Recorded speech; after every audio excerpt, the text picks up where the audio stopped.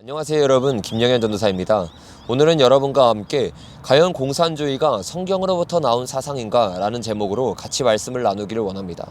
최근에 저는 생각보다 많은 사람들이 공산주의가 좋은 사상이라고 생각하고 심지어 그 공산주의가 성경으로부터 나왔다고 믿는 사람들이 많다는 것을 깨닫게 되었습니다. 제 삶에서 일어났던 비근한 예로 신학교 수업 시간에 한 교수님께서 공산주의는 나쁜 사상이 아니며 심지어 공산주의는 좋은 사상으로부터 시작했다고 가르쳤다는 것입니다. 그런데 더 충격적이었던 것은 교수님의 이 발언을 듣고 대부분의 학생들이 공산주의가 옳다는 이 교수님의 말에 동의를 했다는 것입니다. 저는 이 일이 있고 나서 교회 안에서도 생각보다 많은 사람들이 공산주의에 대해서 잘못된 생각을 가지고 있고 심지어 공산주의가 성경으로부터 시작했다는 잘못된 사상이 들어와 있다는 것을 깨닫게 되었습니다. 그런데 여러분, 과연 그들의 말처럼 공산주의가 성경으로부터 시작된 걸까요? 전혀 아닙니다. 그들이 주장하는 것은 사도행전에 나오는 초대교회가 바로 공산주의의 시초라는 것입니다. 그러나 초대교회 성도들의 삶과 공산주의를 우리가 엄밀히 분석해보고 깊숙이 들어가서 본다면 이 둘은 근본부터 완전히 다른 사상이라는 것을 깨닫게 된다는 것입니다. 우리가 성경을 조금만 살펴보아도 알 수 있듯이 초대교회 성도들은 사유재산을 가지고 있었습니다. 그리고 자신의 사유재산을 자발적으로 사랑으로 어려운 성도들에게 나눠주면서 자발적인 공동 배분을 한 것입니다. 그런데 공산주의는 전혀 다릅니다. 계급투쟁으로 서로의 갈등을 일으키고 서로의 분노를 일으켜서 부르주아를 무너뜨리고 부르주아를 타도해서 그들의 재산을 공동 분배하는 것입니다.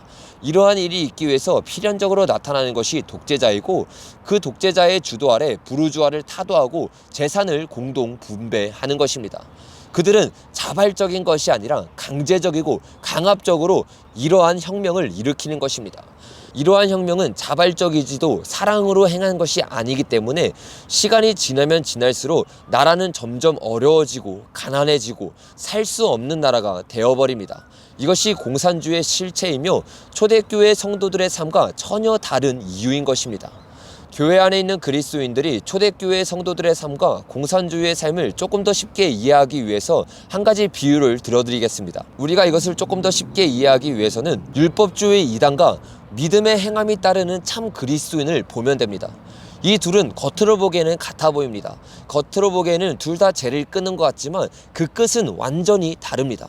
한 사람은 자신의 노력과 자신의 행위로 죄를 끊고 있기 때문에 시간이 지나면 지날수록 비참한 삶 가운데 들어가게 됩니다. 내 영은 메말라지고 내 속에서는 죄를 이길 수 없는 탄식이 흘러나오며 결국에는 지옥으로 떨어지게 됩니다. 그러나 참 믿음으로부터 흘러나오는 제대로 된 행함을 가지고 있는 사람은 시간이 지나면 지날수록 제대로 된 승리를 얻게 되며 내 속에서부터 기쁨과 승리가 나오는 것을 경험하게 됩니다. 그리고 실제적으로 교계에서도 행함이 따르는 믿음을 가진 사람은 참된 그리스도인으로 규정하고 있고 자신의 행위로 구원을 강조하는 사람을 행위 구원론자로 이단으로 규정을 하고 있습니다. 여러분, 이 둘은 겉으로는 같아 보이나 근본적으로는 완전히 다른 것입니다. 공산주의와 초대교회 성도들의 삶이 이와 같다는 것입니다. 겉으로는 같아 보일 수 있지만 시작 자체가 틀리고 근본 자체가 틀린 것입니다.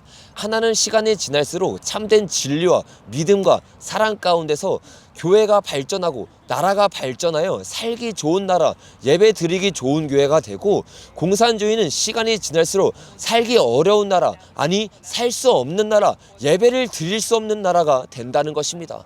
그러므로 우리는 절대로 공산주의가 성경에서부터 나왔다는 이 잘못된 사상을 받아들여서는 안 된다는 것입니다.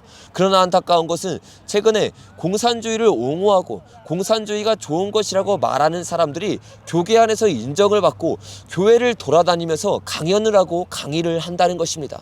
가장 대표적인 예가 바로 손봉호 장로입니다.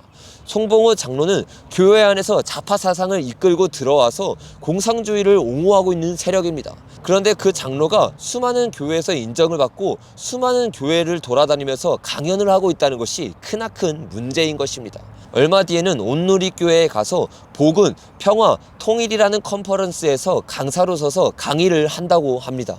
여러분, 송봉호 장로가 말하는 통일과 평화는 성경에서 말하고 있는 통일과 평화가 아닙니다.